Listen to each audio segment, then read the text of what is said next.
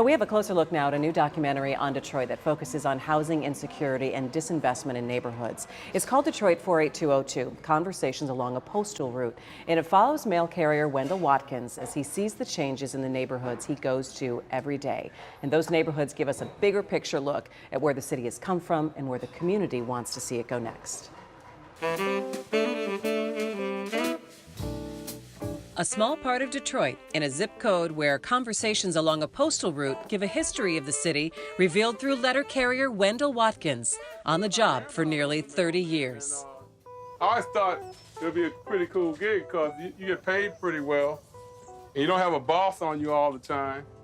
You get to meet a lot of people. It's kind of, I always thought it was kind of cool because, like I said, my grandfather did it. And I thought he was like the coolest guy in the world. I grew up in Highland Park. Went to Barber Middle School, Highland Park High School, and then I transferred to Cass Tech, which is where I met Wendell. We've known each other since we were 15 years old. Pam Sporn and her subject talked after a showing of her film at the Detroit Historical Museum. Then I moved to New York for college and stayed, became a high school teacher, taught for many years. I came, I think it was in 2009, to stay with a friend. And I was just taken aback by the devastation that I saw. So I had a lot of questions. Detroit just became much more on my radar than it had been over the last few years. Within my one route, you have townhouses, really nice apartments, really messed up apartments. Watkins' route covered parts of New Center and Virginia Park, just north of the Fisher Building. You have 3 blocks in particular that are very well kept up and very spacious houses. There's 6 or 7 the other blocks my route. Half the houses that were there 10 years ago are gone. So I said to Wendell, can I follow you around your postal route, and maybe your postal route's like a microcosm for the city. Let's see what we can learn. And he said, fine. Now, this is a hell of a nice building. You think of this drunken brick. You don't hardly even see drunken brick nowadays. The guys that owned it decided not to do anything to it. So all the people that were there left. This is a microcosm of what happens when you get these gigantic corporations buy up places, do absolutely nothing to them. The people that want to live there leave. So then they just board it up and hold it for speculation. I thought it was going to be a 20-minute short. This is typical. This is like one of maybe 9 buildings in my route that ended up like this. Come in, follow Wendell around for a week, slice of life. Day in the life of a mail carrier. We learn all about Detroit. But then I realized that the depth of analysis and the necessary historical context wasn't going to be delivered in that short amount of time. And particularly because the narrative about Detroit has been so oversimplified, I wanted to make sure that we got things that really looked at history critically. I remember growing up hearing all these stories about how great Detroit used to be, with the understanding that it never would be great again, that's kind of how people talked about it, and me wondering why that was true, what changed, why weren't things being fixed up, why weren't places looking beautiful again, and it was a question that plagues me. I loved the city, and I didn't want to have to move, but I was being told that the way to be successful was to move away. My great-grandmother was the first to come to Detroit from Hurtsboro, Alabama. Hurtsboro. Which is a really interesting name, right? It's a little hurt down here, boy. Trying to get out of here hurts. My grandfather would always encourage us to be curious, and my mother, being his daughter, always did the same. And I was always very curious and had a lot of questions to ask people, and as a result, I kind of always was very interested in people and what they had to say. You got here right before I got here, right? January '86? I moved in October of '87. Oh, okay. Most of the people that are actually in the movie have been on the route for at least 5-6 years, and some for a lot longer than that. When I was growing up, it was mostly professional people, working class people. They kept their lawns up. We had dogs. It was back in the day when it was safe to play on the street.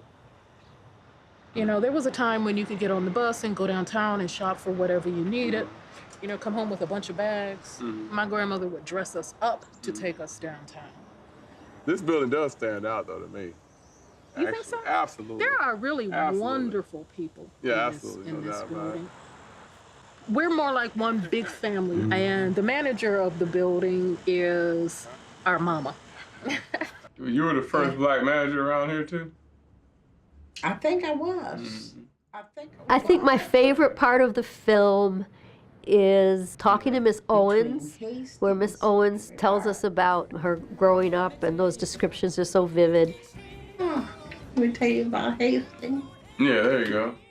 Now, this is just sketches. Sure, that's what it's all about. You know, there was the Willis Theater. I saw vaudeville at the Willis show. Do you remember any acts you saw there? Was it Ma Rainey? Oh, get out of here. Huh? Jesus Christ, that's a A long time. long time ago. I learned so much. The presence of any African Americans in a neighborhood meant that a neighborhood was colored red on the maps that were used by banks to determine whether or not a neighborhood was safe for lending. A lot of people who see the film remark about the redlining map. They said, that map is for every city. And we see this pattern repeated around the country where neighborhoods were selected for being disinvested and being abandoned. And there are people in those neighborhoods. It's not just, it's like we think of houses and home loans, but that's people involved in that. So when you're saying you're not going to, yes, you draw a red line around a map, but you're drawing red lines around people. Sporn and Watkins head north on Woodward up to 8 Mile and west to Wyoming to see a landmark from the 1940s called the Burwood Wall. So once I learned about it, I said, okay, well, this has got to be explored in this film. This is the wall that used to demarcate where they're gonna have the white neighborhood from the black neighborhood. One side black, the other side white. Just simple as that. When redlining at its most literal. We used to hang out with a friend who lived on Griggs near almost to 8 Mile, I think, around there, which is just a few blocks from where the Burwood Wall is. And I never knew anything about that. You want to talk about what I think about the people from Detroit that I talked to that saw or didn't see the movie was how much they didn't know about any of this stuff. It's not just that it's here, but it's that that happened, you know. A whole lot of people from the South came up here, black and white, with the same old attitudes. Yeah, in the North. Detroit's always been up South. Everybody kind of knows this. It's just like this cartoon kindergarten type explanation about everything happening in Detroit. Well, you know, we don't know how to run nothing, and you know, well, here's burned up the city, or you know, my neighborhood is nothing like it used to be because once this happened. It's all nonsense. It's like easily compartmentalized way of explaining things that you don't understand, which unfortunately is a human trait. If you don't understand it, you want to understand it, even if it's nonsense. You actually have to learn to understand something. It takes too much time. I don't want to see something that I have to think about. I was wondering, do you recognize any of these people up here? Yeah. Yeah? In the last conversations in the film, Watkins gives some of his history to school children who've come to the neighborhood. It's a newspaper ad from the Detroit News, I believe, from the day that I was born. In April 24th, 1956. 2 rooms, partially furnished, newly decorated, good transportation, shopping, white adults. What did it mean? They mean they only would rent it to white people. Look at this, it's colored, colored.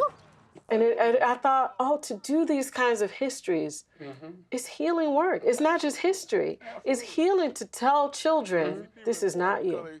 Got rid of this kind of nonsense. People fought together and organized and worked hard to make sure things like this wouldn't happen anymore. All right. It's a real moment of hope. It's also a cry for us to consider, like, who's the most important? Those children should be the priority for all of us when we think about reimagining and revitalizing a city. You can catch the documentary next week or just go to DetroitPBS.org where it is streaming.